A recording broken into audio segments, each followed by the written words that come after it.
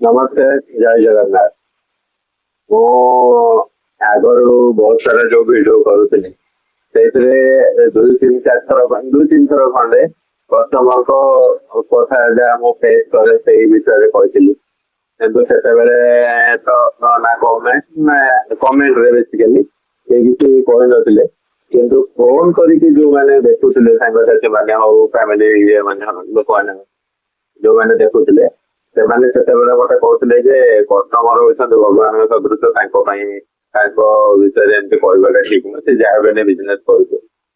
ମୁଁ ତାପରଠୁ କହିବା ବନ୍ଦ କରିଦେଇଥିଲି। ବହୁତ ଇନସିଡେଣ୍ଟ ହୁଏ ସାଙ୍ଗେ ସାଙ୍ଗେ ଗୋଟେ କହିବା ମୁଁ ବନ୍ଦ କରିଦେଇଥିଲି। କିନ୍ତୁ ଏବେ ଏଇ 4-5 ଦିନ ତଳର କଥା, କରିବିନି ଭାବିକି ରହିଯାଇଥିଲି। କିନ୍ତୁ ଆଜି ମନ ହେଲା କାହିଁକି କରିକି ଜଣେଇଦିଏ। ମୁଁ ଏମିତି କାହାକୁ ବି କରାଏ ଫୋନ କଷ୍ଟମରକୁ, ତାଙ୍କ ପଏଣ୍ଟ ଅଫ ଭ୍ୟୁରୁ ସେ ଠିକ ହେଇଥିବେ। ଗୋଟେ ଯାଇଥିଲି ଏମିତି କାମ ଦେଖିବା ପାଇଁ, ତାଙ୍କୁ ଏମିତି କଥାବାର୍ତ୍ତା ଭିତରେ ସବୁ ଠିକ ଠାକ ହେଲା। ଠିକ ଠାକ ହେଲା ପରେ ଏଠୁ ପ୍ରାଇସ୍ ଫାଇନାଲ ହେଲା। ପ୍ରାଇସ୍ ଫାଇନାଲ ହେଇନଥିଲା, ମୁଁ ତାଙ୍କୁ କହିଲି ମୁଁ ଯାଇକି ପରେ ଆପଣ କୋଟେସନ କରିକି ପଠେଇଦେବି। ସେ କହିଲେ ନାଇଁ ଏଇଠି ଟିକେ ପ୍ରାଇସ୍ ଟା କେତେ ହବ ମତେ କହିଦିଅ। ତାପରେ ତାଙ୍କୁ ଅନ୍ ଆଭରେଜଲି କହିଦେଇଥିଲି 40,000 ସମଥିଙ୍ଗ ଆସିବ ଆପଣଙ୍କର। ଟିକେ ବହୁତ ପଇସା ହେଇଯାଉଛି, ଟିକେ ଦେଖିକି କଣ କରିବୁ। ମୁଁ ଠିକ ଅଛି, ଏଇଟା ମୁଁ ଭର୍ବାଲି ଆପଣଙ୍କୁ କହିଦେଲି, ବାକି ମୁଁ କୋଟେସନ ସିଷ୍ଟମରେ ପକେଇଲା ପରେ ଆପଣଙ୍କୁ କହିପାରିବି ପ୍ରପର କେତେ ଆସିବ କଣ ଆସିବ। ତାପରେ ତାଙ୍କର ଫାର୍ଷ୍ଟ କ୍ୱେଶ୍ଚିନ୍ ହେଲା କେବେ କରିକି ଦେବେ।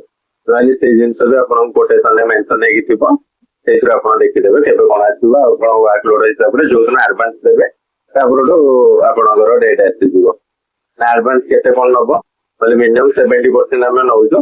ଯେହେତୁ ଆପଣଙ୍କର ଏତିକି କାମ ଅଛି ତ ଆପଣ ଗୋଟେ କାମ କରିବେ 50% ପାଖାପାଖି ଦେଇଦେବେ ଆଡଭାନ୍ସ। ଆଚ୍ଛା ହଉ ଠିକ ଅଛି, ଆପଣ କରିକି ଦିଅନ୍ତୁ। ମୁଁ ଏଠୁ ପଳେଇ ଆସିଲି ସେଇଠି। ମାଉସୀ ଜଣେ ହେବେ, ଏଜ୍ ପାଖାପାଖି 50-55 ପାଖାପାଖି ଏବେ ବି ହେଇପାରେ, ମତେ ଲାଗିଲା ଯଦି 55 ପାଖାପାଖି ହବ। ତାପରେ ଜଷ୍ଟ ଆସିକି ମୁଁ 5-6 କିଲୋମିଟର ପରେ ଆସିଛି, ମତେ ସାଙ୍ଗେ ସାଙ୍ଗେ ଫୋନ କଲେ ଆଉ ଗୋଟେ ନମ୍ବରରୁ। ଆଉ ଆମର ଯେମିତି ଲଗେଇବାର ଯୋଉ ଥିଲା ସେଇଟା କରିବ, କେତେ ଟଙ୍କା ଆଡଭାନ୍ସ ନବ। ମୁଁ କହିଲି ମ୍ୟାମ୍ କହିକି ତ ଆସିଲେ ଏବେ ଆପଣଙ୍କୁ ମିନିମମ୍ 50% ପାଖାପାଖି ଆଭରେଜଲି 20,000 ପାଖାପାଖି ହେଇଯିବ। ନା କେମିତି କଣ ନବ, ମୁଁ କହିଲି ମ୍ୟାମ୍ ଦେଖନ୍ତୁ ସେଇଟା କେମିତି କଣ କେତେ ହବ ଠିକ ନାହିଁ, ସେଇଟା ଆପଣଙ୍କର କୋଟେସନ ଆମାଉଣ୍ଟ ଯାହା ହବ। ମନେକର 10,000 ହେଲା, ରେକର୍ଡିଂ ବି ଅଛି, ରେକର୍ଡିଂ ବି ପକେଇଦେବି ତାପରେ ଆପଣମାନେ ଦେଖିବେ। ଯଦି ଆପଣଙ୍କର 10,000 ହେଲା ତ ତା ପାଇଁ 5,000 ଟଙ୍କା ଆପଣଙ୍କୁ ଆଡଭାନ୍ସ ଦେବାକୁ ପଡିବ। ଯଦି 20,000 ହେଲା 10,000 ଟଙ୍କା ଆଡଭାନ୍ସ ଦେବାକୁ ପଡିବ।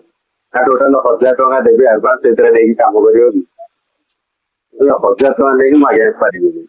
ଯଦି ଆପଣଙ୍କର ମୋ ଉପରେ ଟ୍ରଷ୍ଟ ନାହିଁ, ମୁଁ ଗୋଟେ ହ୍ୱାଟ୍ସଆପ କରିଛି, ମୋ ଗୁଗଲରେ ମୋର ଡିଟେଲ୍ସ ପୁରା ଅଛି। ଆପଣଙ୍କ ପାଖକୁ ଯିବୁ, ଏତେ ସବୁ କରିବୁ, ମାଲ ମେଟେରିଆଲ ଆଣି କାମ କରିବୁ। ଆପଣଙ୍କର ଯଦି ଆମ ଉପରେ ଫେସ୍ ନାହିଁ ଯେ ଆମେ ନେଇକି କାଳେ ପଇସା ପଳେଇଛୁ କଣ ଆପଣଙ୍କର କାମ କରିବୁ। ଆମେ ଯିବୁ ଆପଣଙ୍କର ଲଗେଇଦବୁ, ତାପରେ ଆପଣ ଯେତେବେଳେ ଆମକୁ ପେମେଣ୍ଟ ନ ଦେବେ ଆମେ କଣ କରିବୁ ସେଇ ଜାଗାରେ? ଆମେ ତ ଆପଣଙ୍କୁ କହିପାରିବୁନି କିଛି। ସେଥିଲାଗି ଦେଖନ୍ତୁ ମୁଁ ରେକର୍ଡିଂ ପକେଇ ଦଉଛି। ବାକି କଣ ହେଇଛି ଆପଣଙ୍କୁ କଣ ଲାଗୁଛି କଣ ନାହିଁ ପ୍ଲିଜ କମେଣ୍ଟ କରିକି ଜଣେଇବେ। Thank you. ହ୍ୟାଲୋ। ହଁ, କେତେ ଉପରେ ମୁଁ ଗ୍ରିଲ ବୁଲେଇବି।